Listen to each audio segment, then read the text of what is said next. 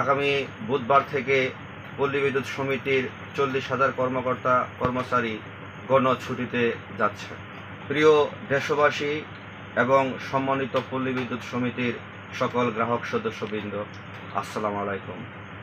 আপনারা জানেন আগামী বুধবার থেকে পল্লী বিদ্যুৎ সমিতির 40,000 কর্মকর্তা কর্মচারী গণছুটিতে যাচ্ছে। এখন প্রশ্ন হলো, এই দুর্যোগকালীন সময়ে এবং এই অস্থিতিশীল পরিস্থিতিতে কেন পল্লী বিদ্যুৎ সমিতির কর্মচারীবৃন্দ গণছুটিতে যেতে বাধ্য হচ্ছে? প্রথমেই বলতে চাচ্ছি, পল্লী বিদ্যুৎ সমিতি আর বিআরইবি অর্থাৎ আরইবি আর পল্লী বিদ্যুৎ সমিতি কী জিনিস। আরইবি 1977 সালে তৎকালীন রাষ্ট্রপতির অধ্যাদেশে গঠিত একটি বিদ্যুৎ বিতরণ সংস্থা। তদ্রূপ আরইবি, পিডিবি, আরডিবি এই শব্দগুলোয় প্রায় কাছাকাছি। পিডিবি হলো পল্লী বিদ্যুৎ উন্নয়ন বোর্ড, আরইবি পল্লী বিদ্যুতায়ন বোর্ড, আরডিবি পল্লী উন্নয়ন বোর্ড। তিনটা প্রতিষ্ঠান, তিনটা শব্দ প্রায় একই রকম, কিন্তু আপনারা শুনলে অবাক হবেন।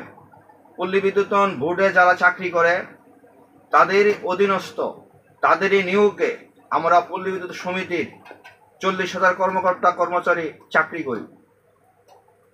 পল্লী বিদ্যুতায়ন বোর্ড আর পল্লী বিদ্যুৎ সমিতি দুটা ভিন্ন। কিন্তু পিডিবি যারা বাংলাদেশ বিদ্যুৎ উন্নয়ন বোর্ডে চাকরি করে, যারা ঢাকা চাকরি করে, তারাও বিদ্যুৎ উন্নয়ন বোর্ডের কর্মকর্তা কর্মচারী। যারা চট্টগ্রাম হাটাজারিতে চাকরি করে তারাও বিদ্যুৎ উন্নয়ন বোর্ডের কর্মকর্তা কর্মচারী। অথবা রংপুর মিঠাপুকুরে চাকরি করলেও তারা বিদ্যুৎ উন্নয়ন বোর্ডের কর্মকর্তা অথবা কর্মচারী। আরডিবি পল্লী উন্নয়ন বোর্ড, তারা ঢাকা যারা চাকরি করে তারাও পল্লী উন্নয়ন বোর্ডের কর্মকর্তা কর্মচারী। যারা গ্রামেগঞ্জে চাকরি করে তারাও পল্লী উন্নয়ন বোর্ডের কর্মকর্তা কর্মচারী, কোনো পার্থক্য নাই। বাংলাদেশ সেনাবাহিনীতে যারা চাকরি করে, যারা ঢাকা ক্যান্টনমেন্টে চাকরি করে তারাও সেনাবাহিনীর লোক। যারা পার্বত্য চট্টগ্রাম হিলটেকে রুমা ক্যাম্পে চাকরি করে তারাও সেনাবাহিনীর লোক, কোনো পার্থক্য নাই, একই প্রতিষ্ঠান। কিন্তু পল্লী বিদ্যুতায়ন বোর্ড আর পল্লী বিদ্যুৎ সমিতি আমরা একই সাথে চাকরি করি, একই প্রতিষ্ঠান। কিন্তু পল্লী বিদ্যুতায়ন বোর্ড আমাদেরকে তারা নিয়ন্ত্রণ করে, আমাদেরকে তারা শোষণ করে, শাসন করে, আমাদের উপরে অত্যাচার নির্যাতন করে।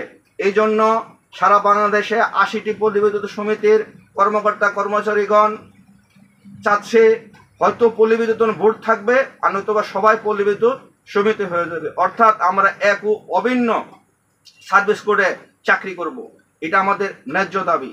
আমরা বাংলাদেশের নাগরিক হিসাবে আমরা 40,000 কর্মকর্তা কর্মচারী, আমরা এই দেশেরই নাগরিক, আমরা এই দেশেরই সন্তান। আমরা আমাদের ন্যায্য দাবিটা আমরা এই সরকারের আমলে চাচ্ছি না। আমরা 1977 সাল থেকে আমরা ন্যায্য দাবিটা আদায় করতে চেষ্টা করতেছি। আমরা পর্যায়ক্রমে আন্দোলনটা আমরা করতেছি। 96, 97, 2012, 14, 16, 2020, 2022, 2024 এবং সর্বশেষ আমরা আগামী বুধবারে আমরা গণছুটিতে যাইতে বাধ্য হচ্ছি। আমাদের দাবি দুইটা, অভিন্ন সার্ভিস কোড এবং যেসব কর্মচারী চুক্তিভিত্তিতে আছেন, আমাদের লাইনম্যান ভাইয়েরা বিশেষ করে, তারা মৃত্যুর ঝুঁকি নিয়ে কাজ করে। আজকে নোয়াখালী পিবিএসে বন্যা দুর্গত এলাকায় বিদ্যুৎ দিতে যায় আমাদের দুজন লাইনম্যান জীবন দিয়েছেন, তারা শহীদ হয়েছেন। তাদের বিদেহী আত্মার মাগফিরাত কামনা করছি।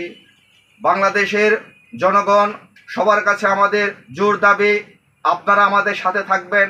আমরা আপনাদেরই লোক, আমাদেরও ছেলে ভাই বোন মেয়ে, আপনাদের মতন ছাত্র জনতা। আমরা এক, অভিন্ন। এই জন্য আমাদের যৌক্তিক দাবি দুইটাই, আমরা অভিন্ন সার্ভিস কোড চাই এবং নিয়মিত চাকরি চাই। আশা করি বাংলাদেশের সকল জনগণ, বিশেষ করে পল্লী বিদ্যুতের গ্রাহক সদস্যগণ আমাদের সাথে থাকবেন, আমাদেরকে সহযোগিতা করবেন। আমরা মাননীয় বিদ্যুৎ উপদেষ্টা এবং প্রধান উপদেষ্টার কাছে জোর দাবি জানাচ্ছি, আমাদের ন্যায্য দাবিটা মেনে নেন। আমরা আমাদের সর্বাত্মক চেষ্টা দেয়া আমরা আপনাদেরকে সহযোগিতা করব।